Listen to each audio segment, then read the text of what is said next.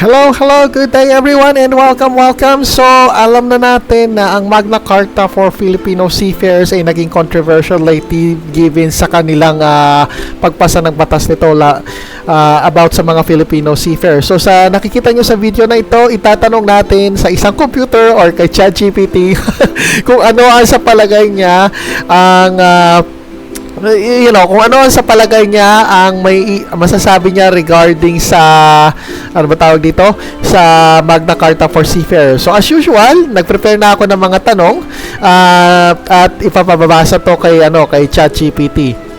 So una sa lahat, ito na ang unang tanong natin, or actually ito muna, preparation muna kay ChatGPT. Ang sinabi ko sa kanya, gather all the latest information about Magna Carta for Filipino Seafarers, then I'll start asking my questions. Don't write anything yet, just say I'm ready when you are. So, handa na si ChatGPT. Nice. Okay, so simulan na natin ang tanong. Ang unang tanong, lagyan pa natin siya ng konting klaro regarding sa wait.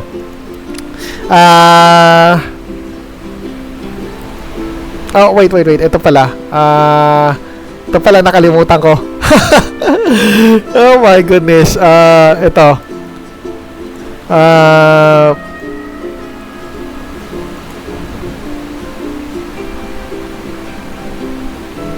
Okay. So, ready na si ChatGPT. So, ito ang una kong tanong kay ChatGPT.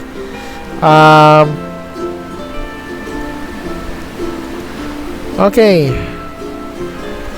So, ang unang tanong, tell me, is Magna Carta law for Filipino seafarers undermine the rights of seafarers despite being called to protect seafarers' rights? There's only favor employees and not workers. So, ito ang sagot niya. So, ilalagay natin sa batawag dito. Ipapabasa natin din sa isang computer. At ito ang sagot niya. Okay, simulan na natin. Okay, simulan natin. So, ito niya. Okay, Yes, the Magna Carta for Filipino seafarers, despite all the fancy talk about protecting rights, tilts heavily in favor of employers, manning agencies, and the industry side. Oh, okay. Not the actual seafarers. Doesn't outright strip rights away, but it's written in a way that preserves the broken system while making it look like progress. Oh, right. It's a PR move more than a real protection law. Okay. Here's the straight breakdown. All right. When overly vague on workers' rights, the law is filled with general statements about upholding welfare and ensuring rights, but has very little bite when it comes to actual enforcement. It avoids strong language that would force employers or agencies to change shady practices. Right. The law says you have rights, but doesn't say, and here's what happens when those rights are violated. That's not protection, that's decoration. Okay. Two dispute resolution systems still favors employers. Instead of truly empowering seafarers to challenge abuse, the law still places heavy burden on seafarers to prove violations in a system that already favors employers. The grievance mechanisms rely on existing bodies like the NLRC and POEA, which are notoriously slow, complicated, and often biased. Seafarers are still fighting uphill, while employers have lawyers on speed dial. Free training and certification is still an endless money grab. The law reinforces Marina's role in training and certification but does nothing to fix the bloated, expensive, repetitive, and exploitative training system. This serves training centers and agencies that rake in cash, not the seafarers who bleed money to stay compliant. You still have to take 5 courses for the same thing and pay for all of them. For cadetship and employment access? Still broken. The Magna Carta doesn't solve the biggest choke point in maritime employment, the fact that thousands of cadets can't get sea time because shipping companies don't want to take them, or ask for ridiculous amounts of money. Doesn't make cadetship mandatory for shipping companies, nor does it create a centralized government-backed system to match cadets with ships. If you don't have connections or money, good luck finding a ship. Nothing changed. 5 agency abuse loopholes still exist. Even though the law says agencies shouldn't charge placement fees, it doesn't set hard penalties for violations. Okay. Many agencies just call them processing fees, document assistance, or miscellaneous expenses and get away with it. The law gives them enough gray area to keep doing it. Technically illegal, practically allowed. That's the kind of protection the law gives you. My take. Okay. The Magna Carta looks nice on paper but doesn't solve the core problems that seafarers deal with every day, like excessive fees, training scams, weak enforcement, no job access, and legal intimidation. I see. It gives employers and government bodies more control and oversight while telling seafarers, "Don't worry, we got you." But it's empty comfort. It's like giving you a lifeboat but forgetting the oars. Oh my goodness, hindi nga. Okay, so ito ang ikalawang tanong natin kay ChatGPT. Ang ikalawang tanong natin kay ChatGPT, since English siya, itatanong ko din. So, ikalawang tanong ni ChatGPT, does the Magna Carta show discrimination among students in the maritime provision? So, okay, yan ang ikalawang tanong natin. Okay, nagbigay siya ng well, actually parehas lang ang response. So, okay, yeah, naglo-loading pa siya. So, syempre, computer nga to, naglo-load siya at nag-analysis. So, give me a second. So, ito yung pipiliin nating sagot. At ito yung ipapabasa natin kung ano ang ibig sabihin nito. Okay.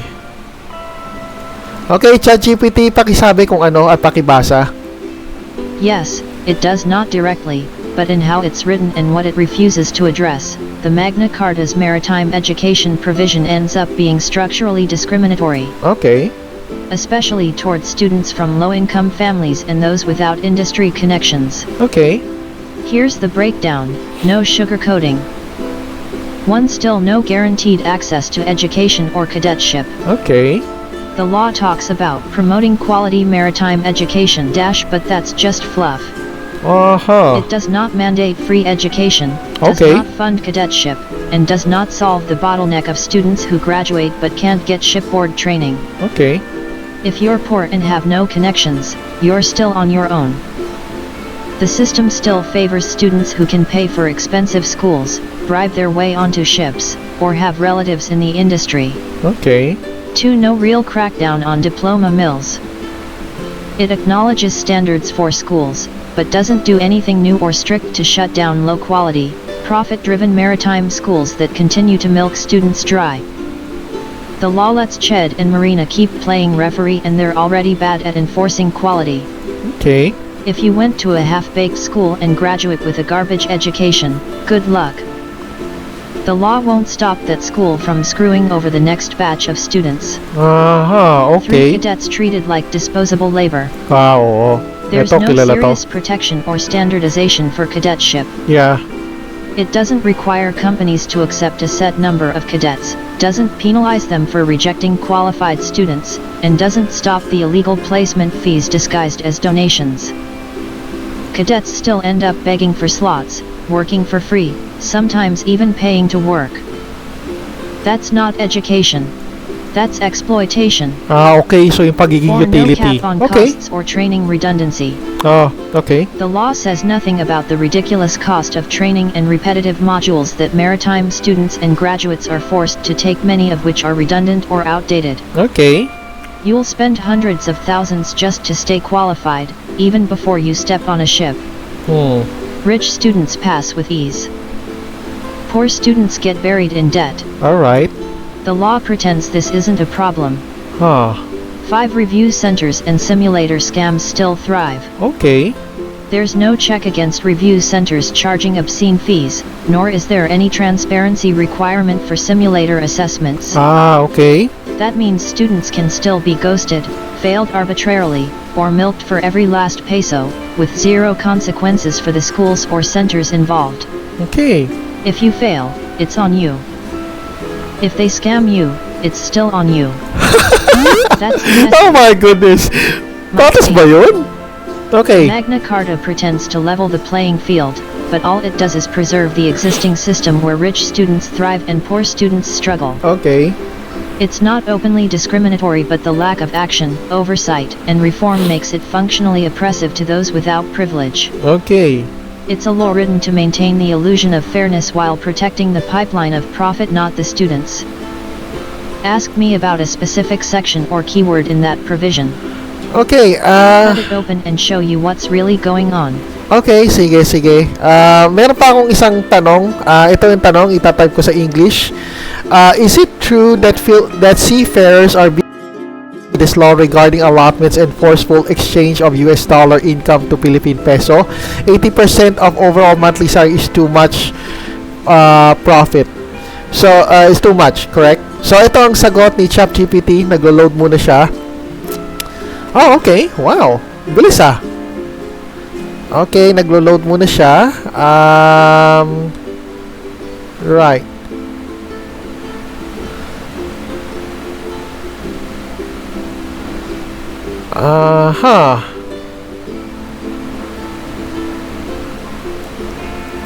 Okay.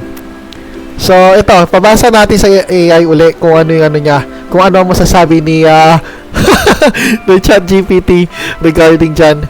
Okay, basa! Yes, it's absolutely true that Filipino seafarers are getting ripped off under this new Magna Carta allotment policy. Okay. Especially in the way it forces dollar salaries to be converted into Philippine pesos and sent home up to 80% of their monthly income. Here's the straight, brutal truth. Okay. The allotment provision is a trap. Okay. The law mandates that at least 80% of a seafarer's monthly basic salary must be converted to Philippine peso and sent as allotment to a designated beneficiary back home. Sounds noble? It's not. Okay. In reality, it gives the banks, manning agencies, and currency exchange handlers free license to bleed your salary dry through unfair exchange rates and transaction fees. Okay. You earn in dollars, but spend in pesos you didn't choose. Okay. Filipino seafarers are paid in US dollars, but are forced to remit in pesos, using exchange rates that are not in their favor. Okay. They have zero control over the conversion rate, and there's no transparency or regulation over how much gets schemed off during conversion. Okay. This is money you earned abroad and the law won't even let you keep it in the form you were paid. That 80% rule is too much, period. Let's be real, 80% is overkill. Okay. You're the one on the ship, away from home, risking Naintindihan your ko. life, and yet the law demands you send almost your entire salary home, in a currency that's worth less. Yeah. Most countries let their seafarers keep a bigger portion of their income or choose how to remit. This law infantilizes you, like you can't manage your own money. Okay. Where's the protection from being cheated? None. Oo nga, no? There is no mechanism in the Magna Carta that Oo nga, no? audits or controls how Tama. exchange Anong rates garansya kung uunsihin tayo ng ng manning prevents agencies? agencies or banks from taking a cut, Okay. allows seafarers to opt out or negotiate their remittance portion. Oh, tama. The law simply trusts that the system will be fair. Spoiler, it never is. Okay. It's a legalized scam, dressed up as support for families. Okay. The language used in the law talks about ensuring financial support for seafarers' families but that's a cover-up. The real winners here are financial institutions, manning agencies, and companies who now get a bigger cut of your salary with government blessing. Oh, crap. Oo nga, The no? seafarer becomes the cash cow, not the protected worker. Okay, so anong take My mo? take. This part of the Magna Carta is a massive betrayal of the Filipino seafarer. It's disguised as a family support policy, but what it really does is strip you of financial freedom, force you into losing value, and let others profit off your labor without consent or choice. It's not just unfair, it's an institutionalized form of exploitation. Okay. Got questions about the remittance mechanics, legal language, or how it compares internationally? Okay. Fire away, I'll break it down. Okay, so i-break it down. Yeah, paki-break down kung bakit. So, break it down. Okay, please. Alright, ano ang masasabi niya? Alright. Okay, no bullshit. What the law says, allotment rule.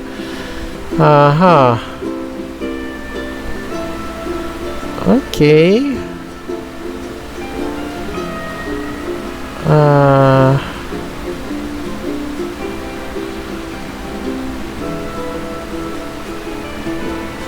Okay, so ito ang papabasa natin uli kay ChatGPT kung ano ang masasabi niya regarding dito.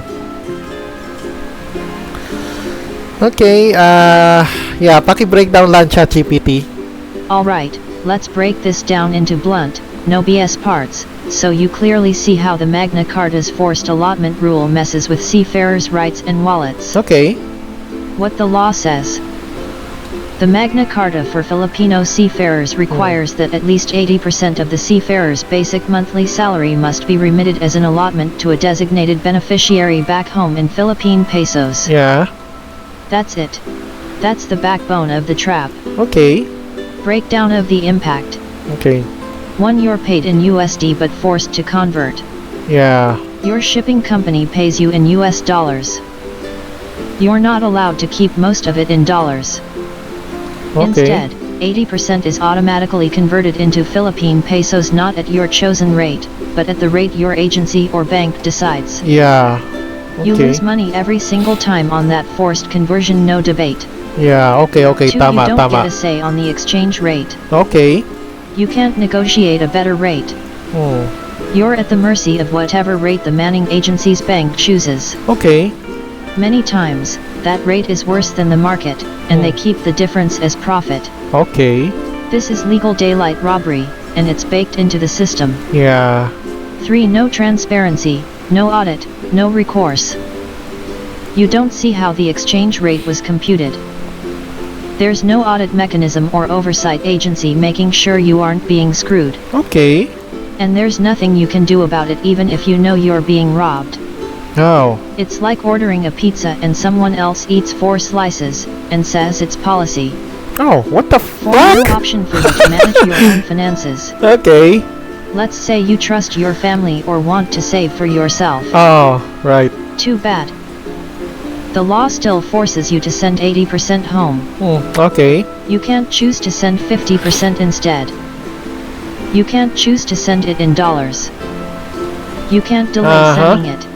You can't ask for better terms. Okay. So, You're walang a grown choice. adult, but the system treats you like a kid with no sense. Okay.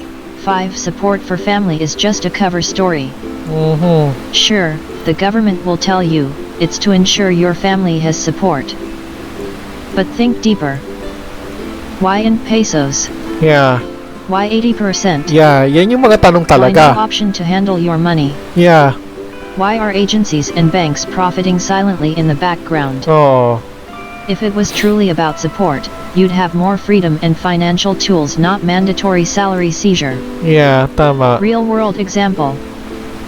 Let's say you earn $1,500 USD per month. Okay, salary ng AB. 80% equals $1,200 is forcibly converted and sent to your family. Okay. Ito sa mga AB Assuming to legit forex rate is 56 Cuban pesos equals $1. Okay. But your agency gives you 53 Cuban pesos equals $1 Okay, not instead. Cuban. May error dito. That's 3 Cuban pesos x $1,200 equals 3,600 Cuban pesos. Pesos lost every month. That's 43,200 Cuban pesos. Pesos per year just gone into someone else's pocket. Okay. Now imagine this across tens of thousands of seafarers. It's a legalized racket. Okay. So, Bottom racketeering line. siya. This isn't just a flaw. It's a massive structural theft of income, disguised under protecting families. Who benefits? Oh, sino ba nakikinabang dito? Agencies, Agencies, banks, banks, employers, employers, and definitely... and not you, the Okay. guy busting your back out at sea. It's like saying, we're protecting your money by taking it from you. Okay. Okay, so, yeah, medyo mahaba na yung discussion natin. So, isang huling tanong. Tingnan natin kung... kasi nakikita natin ito, tong government, reserve government mandated reserve government fund sa mga payslip ng mga kapwa nating OFW na seaman. So itatanong natin sa kay ChatGPT, what is your analysis regarding this reserve government fund on Magna Carta? Okay, so ito ang analysis niya. Okay. So naglo-load pa siya. This takes time.